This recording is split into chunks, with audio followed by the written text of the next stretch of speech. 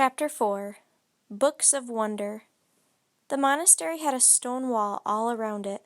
Brother Patrick took Jack and Annie through the gate. Beyond the gate was a small church with a hanging bell. There was also a vegetable garden and 6 stone huts shaped like giant beehives. "We grow all our own food," said Brother Patrick. "Carrots, turnips, spinach, wheat, and beans." He led them to the entrance of the first hut. Jack and Annie peeked inside. A monk was pulling flatbread from a low stone oven. "This is our bakery," Brother Patrick said. "It smells good," said Annie. "Come along," Brother Patrick said. He pointed to each hut as they passed. "There are our sleeping quarters," he said, "and that's where we spin our cloth. In here we cobble our sandals. There we carve our wooden tools." In each of the huts Jack and Annie could see monks. They were busy spinning or cobbling or carving. Finally, Brother Patrick came to the largest beehive hut. "I have saved the best for last," he said. "This is where we do our most important work." He stepped inside. Jack and Annie followed. The hut was warm and peaceful, yet very alive. It glowed with the golden light of many candles. Monks sat at wooden tables. Some were reading, others played chess. Best of all, some were writing and painting in books. "This is our library," said Brother Patrick. "Here we study math, history, and poetry. We play chess, and we make books." "Jack," said Annie, "I think this is it." "What?" said Jack. "Civilization," said Annie. Brother Patrick laughed. "Yes, this is where civilization hides," he says.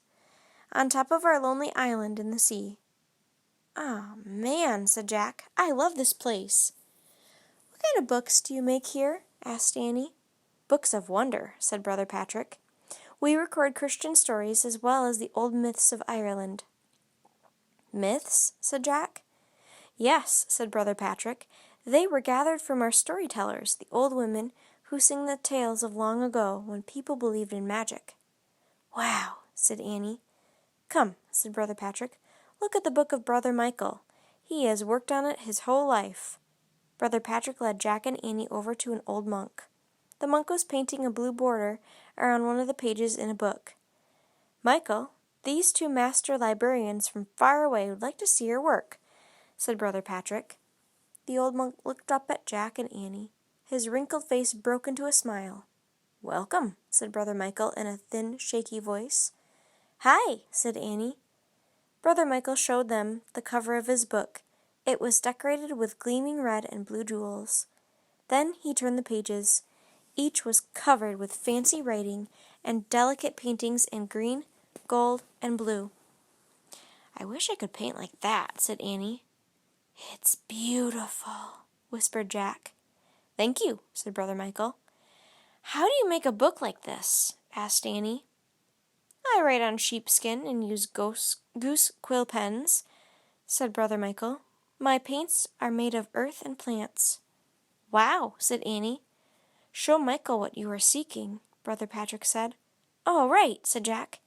He pulled out the paper Morgan had given them. He showed the Latin writing to the old monk. Brother Michael nodded. "Yes," he said with a smile. "I know that one quite well." Brother Michael turned the page he had been painting with a blue border. He pointed to the writing at the top of the page. "Oh, man," whispered Jack. The words were Serpens Magna.